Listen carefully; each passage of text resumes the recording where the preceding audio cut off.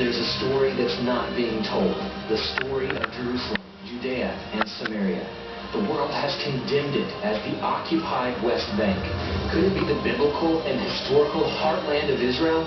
Hear the miraculous stories of true pioneers who have dedicated their lives to the restoration of this land. Discover what's being hidden by mainstream news and media. Experience extraordinary places that few people even know exist. Join us for the Joshua and Caleb Report, stories from the heartland of Israel.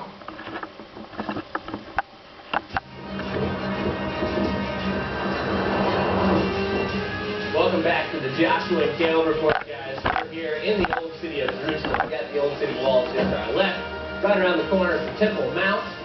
Right in front of us is the Mount of Olives. And just to our right down here, and that's where we're taking you today, is the old city, David's city, where David would have built here. We're going to learn a lot more about this city of David. Caleb, who are we meeting today, and I'll learn a little bit about her. Honorina Heyman. She's an amazing lady. She's a tour guide, but more importantly, she has a passion for what she does. And the truth is, there's so many layers to Jerusalem, it's beyond anything we can hardly fathom. But we're going to dive into that today as we try to figure out some of the depths and the history of this amazing place. Honorina, it's so exciting to be here at the City of David because, truthfully, I don't really know a ton of information about this place. Obviously, I've visited Jerusalem quite a bit. We have, walked around the city. But from what you stated to me earlier, I'm just massively intrigued because this place has an amazing history, just connected to the fact, like, this is literally the heart of the capital, right? Because everybody thinks that the city up there is. But truthfully, though, we're going to get into that. But I want to talk to you a little bit about what brought you here to the City of David. Okay, And to Israel. Yeah, right. I'm Jewish. I think that's the thing that draws everybody here. I was born in South Africa. I grew up there, lived my life, started in the industry, in the entertainment industry. I was working there for 7 years, and I became more religious. And I realized that, guys, there's more to this. And I wanted to do more for Israel. So I decided to start working for the Aliyah department, the Jewish agency in South Africa. So for 2 years I was marketing Aliyah. I was telling people to get on planes, you have to be in Israel, why are you here? And it's a hot spot because, it's a hot chair because you sit there and you go, why am I not there? I'm not making the difference that I should make. So I decided, no, I have to do this. And then, how did I arrive in the City of David? I didn't know about the City of David. A lot of people don't know about the City of David. You come to the old city, you make Aliyah, the first thing that you want to do is you want to go to the hotel, you want to put your hands on the wall there and you want to pray. And then one day we wanted to stroll around a little bit and I saw down here, just outside the gate here, the down gate, and it says, discover the City of David. I phoned my mum, I said, they discovered the City of David. What is the City of David? The City of David, but that's Jerusalem, so why is it not the old city? And then slowly and surely I started to put things together and I realized, guys, this is the place. I started to come on tours here and I realized this is it. This is the ancient biblical Jerusalem. And most people, as I said, until 150 years ago, everybody thought that the ancient biblical Jerusalem, that which you read in the Bible, is inside the old city. Because that's the only thing that we knew. And then suddenly a guy called Charles Warren came. He was sent by Queen Victoria. She wanted to know what's going on. And the rest is history. And from there, we came here. The Jewish people came back, and we are standing right now in Zion. Wow. In the ancient biblical Jerusalem. So now that you're here, like, I know it's always being uncovered, but is there like new things happening here? Is this like an ancient relic that's all of a sudden been found and it's kind of closed right now? Or is it like a booming thing? It's the Bible coming alive, but we're working with archaeology. Think about archaeology. Little by little, layer by layer we have to go. So it takes time. But all the time she's sharing her treasures with us, her secrets. And we're starting to put the whole story together. And I'm going to take you up a little bit later that you can see the Bible 360 degrees coming. So we're going to be able to see the new stuff that's being uncovered and all that. Yeah. I'm going to say something. Fantastic. All right, let's go check it out. Let's do it.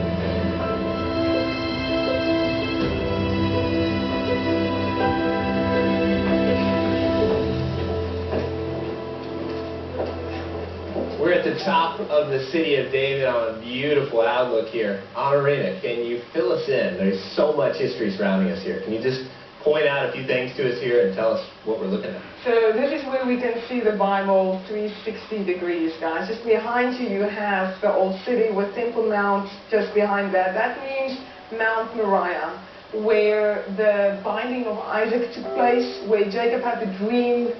And what did he see? He saw that ladder with the angels coming down, right? And what does that mean? That basically means that this is the place where heaven and earth connects. And that's why the temple has to be built there.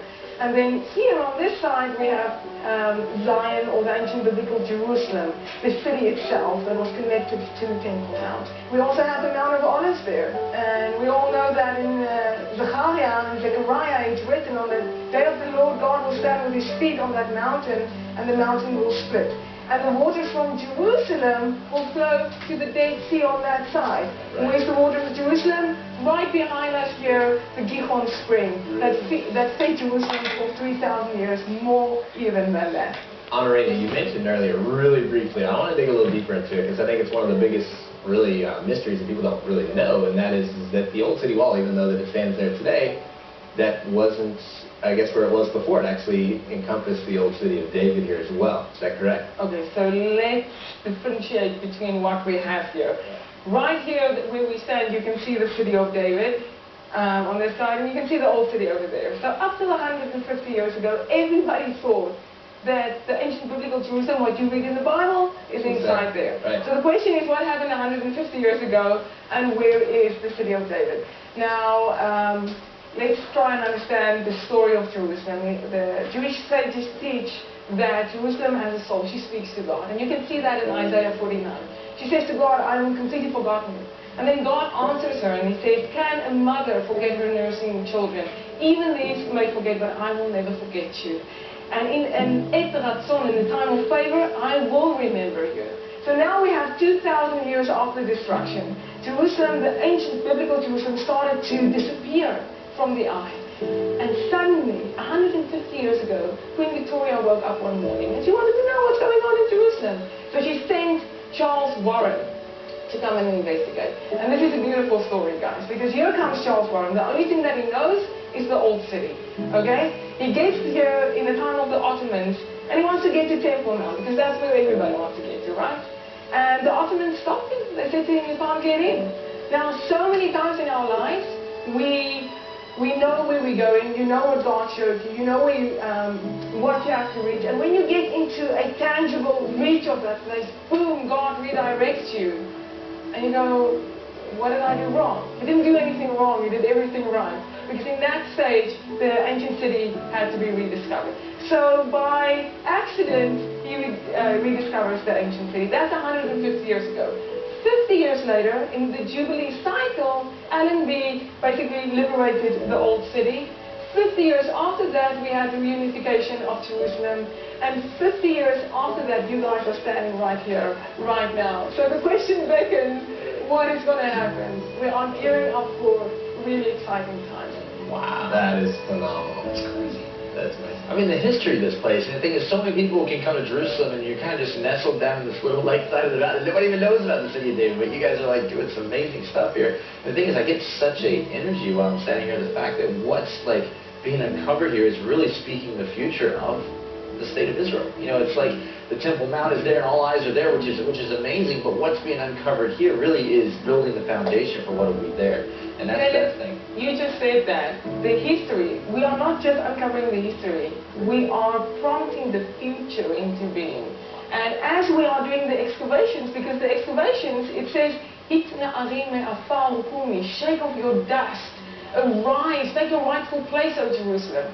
So as she is rising, she's calling back her sons, and she's putting into motion everything that needs to, that's preempting to what needs to happen there. Now you're going to show us some of the specific findings. So it's fascinating to me just to see the slow expansion of the city of David, and I really see it's so fascinating just to walk around and all of a sudden be like, well, there's a new excavation happening there, there's a new excavation happening there. So it's like, obviously you're playing a role in that, as you're guiding people and showing them here, but it's fascinating. Yeah, so let me go and show you guys. You can literally see the story of the city of David over here. This. Wow. It's crazy. Most people don't realize the layers of Jerusalem. Like, just the unbelievable. Like, this was just, like, I came here, I think my first trip was 12 years ago, and I think this was, like, just the houses or something. Like, I don't remember this being here at all. Like, what was it? No houses, a parking lot. lot. And if you guys look here, you can see the tarmac over there. And for anybody living in Jerusalem coming to the old city and the area around here, they will know that there's no parking. So we wanted to use this as a parking lot. And very important, every time when we want to do something, the Israeli Antiquities Authority comes. We love them because what they do are amazing. Everything that is, all the excavations are done through the Israeli Antiquities Authority by the highest standards. So before we wanted to start, they said, guys, we just want to check one thing, and then afterwards you guys can do whatever you want. So they brought in this gadget, and they put it down on the tarmac here, and it sort of X-rayed through the layers. They come back with smiles this big, and they say, guys, good news and a little bit of bad news. The good news is you are sitting on 10 times civilizations here that we're going to have to excavate. Bad news is the parking lot is not going to really happen very soon. And this is what you see here. We went through a lot of civilizations here, and we kept of everything something. Why?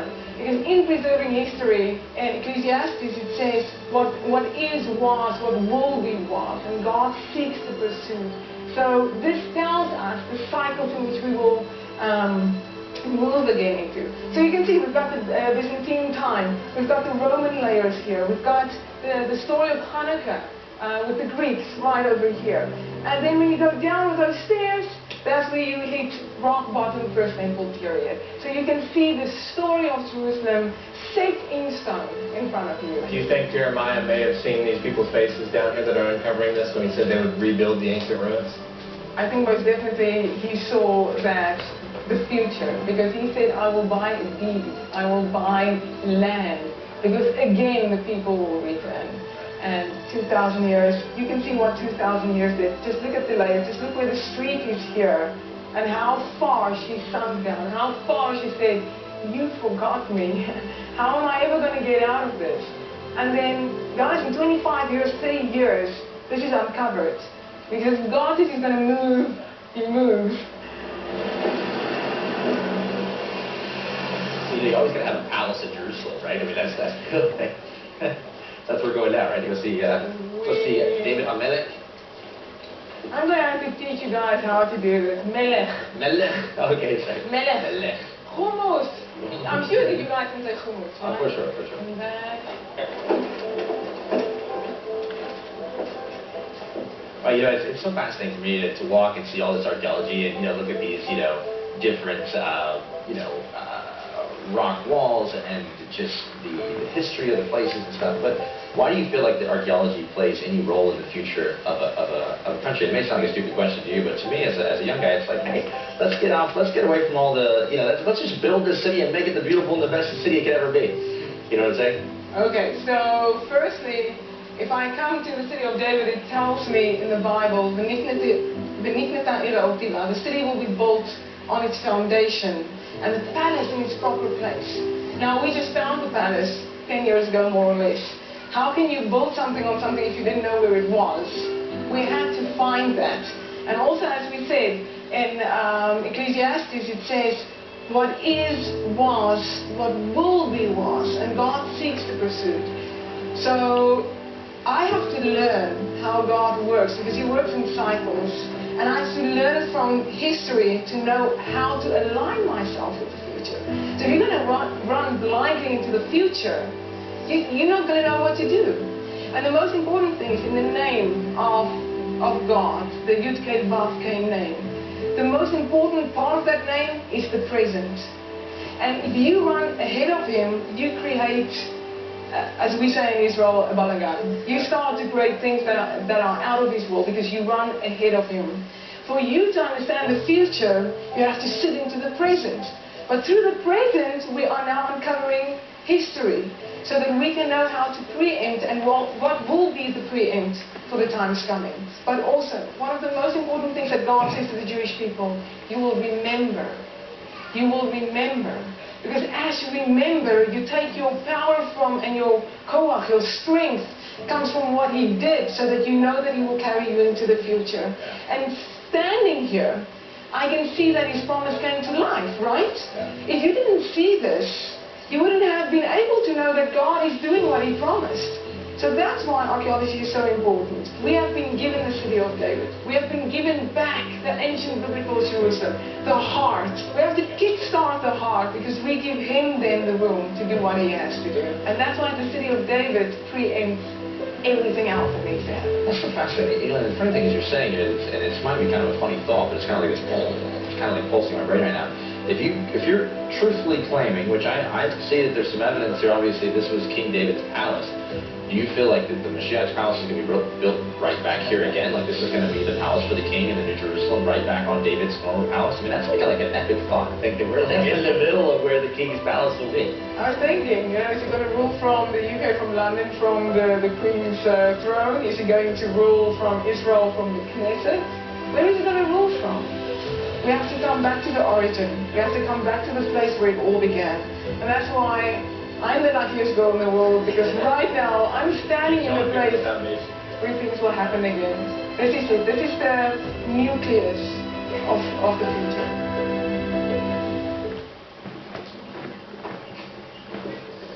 Alright, earlier you mentioned about the walls that went around the city of David.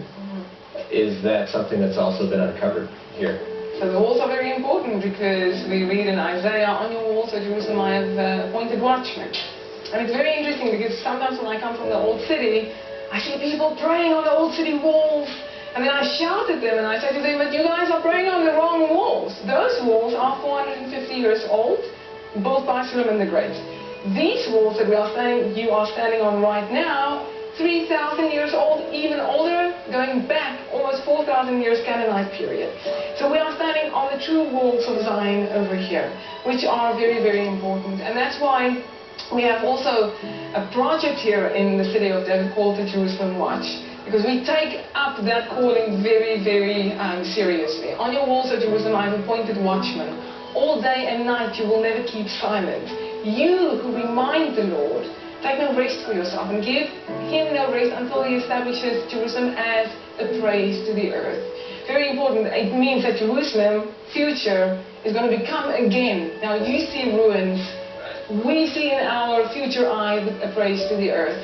But what are we doing to fulfill that promise? Because for 2,000 years the Jewish people prayed. It's the only thing that we could do, to return and to rebuild. But now we are here. So this, right now, we can now do more than a prayer. And around about 3 months ago, we started a new shift where we are now working 24 hours, 6 days a week, day and night, to reveal the city. And people can become part of that. People can now literally become part of biblical prophecy.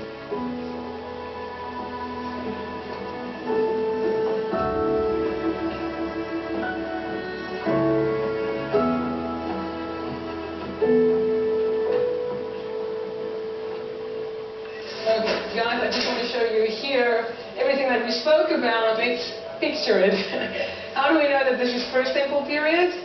You can see that we have the spring here. The Gihon spring was basically protected by these towers, and we're going to see what these towers look like. But most important, you can see Temple Mount is very small. Temple Mount, as you see it today, is massive because Herod basically stretched it out. Here you can see a modest hill with the First Temple period. And this is the confines of the First Temple period. This would have been David's palace. That's it. That's where we found it, yeah. Now, how do you know it looks like that? Well, this is a depiction. Okay. We're waiting to see what it actually looks like, and you can see the blueprint. I'm going to take you to these towers. Let's go down.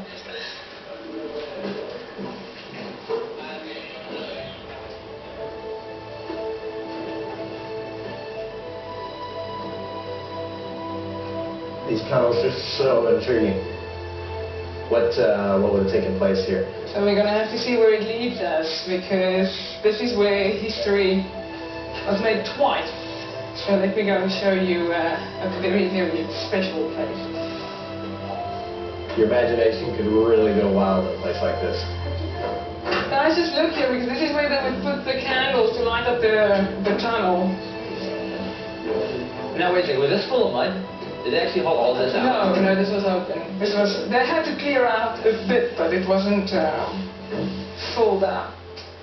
Obviously, there's lots of stories in this tunnel. What are the big stories for this place? I think we're standing right now at the key place where history happened twice. So let's see what happened. This is the place where, the most probable place where David took the city. What do we know about that? What do you read in the Bible about David taking the city? That he came in from the shaft with his men, right? It's written, and David came with his men through the shaft. Oh, okay. It seems like in the storybooks. Okay, but the whole thing is, nothing is written. The only thing that exactly. No, you are filling in what you know already after we discovered this. And this is the amazing thing about archaeology again. Many times we read in the Bible, we have no idea what we're seeing and reading, and then the archaeology reveals the whole story to us. Because David never wrote in the Bible or in the Chronicles how he took the city. Why? Because one king writes how he takes the city, next king reads it, and he will take the city. So obviously he kept it a riddle. He's not giving away the plans. Exactly. But the riddle is that he who touches the pipe or the tzinor, he will become the head of my armies. That guy that will take the city. So obviously whatever this pipe was, whatever this tzinor was a very difficult feat to do. It was something really difficult. Now if you guys look down here, you will see that Joab had to scale this by himself, go through here, open the gates for David's army to come in.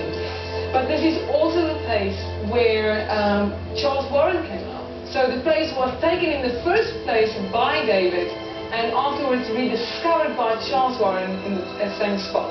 So you are standing at a very important place in history.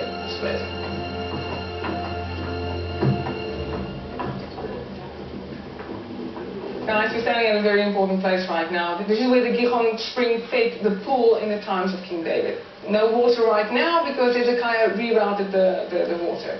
But why is this so important? The story of Solomon, Shlomo, the king that had to build the temple at the end of the day. So what do we have here? We have the story of Adoniyahu, his brother, that wanted to become king. He said, David is old, nothing is happening. I'm going to crown myself as a king. I'm going to get myself a prophet, a priest, and I'll do the whole thing. At that stage, Bathsheba and Nathan the prophet said, but listen, God promised that Shlomo will be. David said so. And you know the whole story that they went to him and said, this is what's happening. So he said, take Shlomo, take Solomon, and take him to the Gihon spring and anoint him there.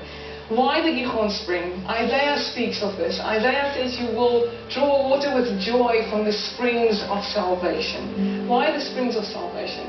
All the kings of Judah had to be anointed at a spring because it speaks of the continuity of David's line, but it also speaks of the Torah, of the Word of God that's continuously reviving you. Now also, the kings of Judah, the kings of the nation bring salvation to their people. The Mashiach, the anointed one, brings the salvation. So you guys are standing right now at the place of anointing. Remember those towers that we spoke about? Here you can see actually how big they are. We're speaking Canaanites, probably 4,000 years ago, and it comes up. We stood between it, and now you can see how far it goes down. So these were the towers that basically protected the water source. Now, we're also standing very close to the probable place where Melchizedek and Abram met. Why? Because this is the Kidron Valley, and they met in the Kidron Valley. And if the king has to be safe, they will keep him close to the place where they can take him into safety. So again, on a spot where, a very historical spot, where everything happened. 4,000 years. Unbelievable.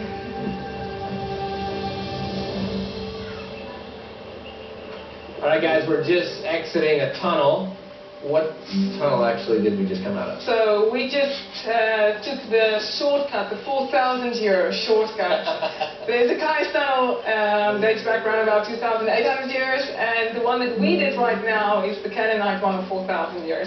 So we sidestepped the Hezekiah tunnel, and we're going to go to the pool of Shiloh. Yeah, that's what gave him the idea to actually do the other tunnel. Probably was the Canaanite tunnel, maybe.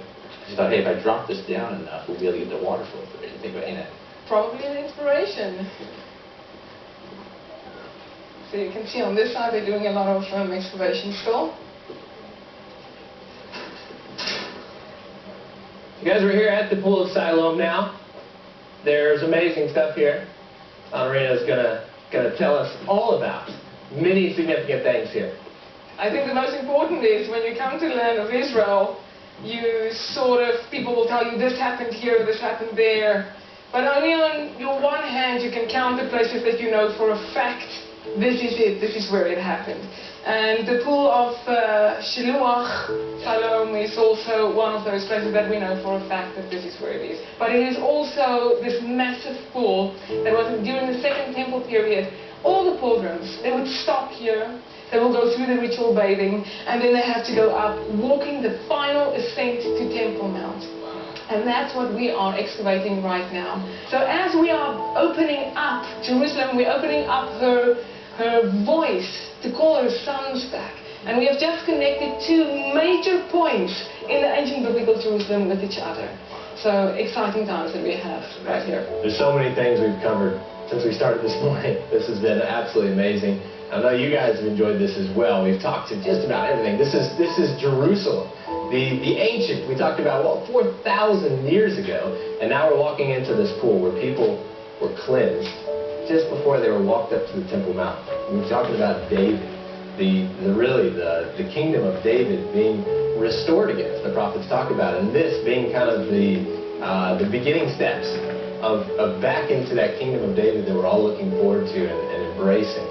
That one day the Messiah, the son of David, will once again sit in the city of David again, and it's so exciting that we're even now. We're not 30, this is no longer 30 feet under the ground. We're standing on those foundations that you mentioned of the Bible. And this is such an amazing experience for us. And we're so grateful that we could even open this up to share with even the nations around. So, Anna, amazing just what you have to share about this place and how we're able to connect to it. I wanted to tell you guys, there is ways that we can get involved here.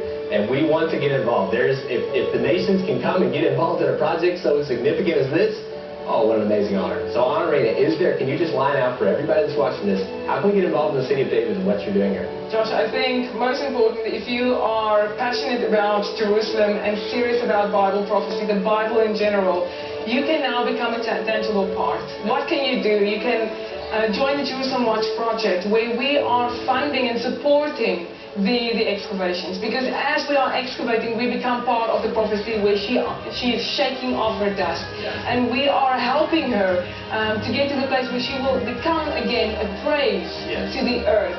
And that is our call in our generation, where a lot of other people, the generations before us, couldn't do that. Our generation, that's the call, that's the responsibility. Amazing, Andrea. Thank you for your time. This has been such an amazing, Thank you for amazing coming to visit.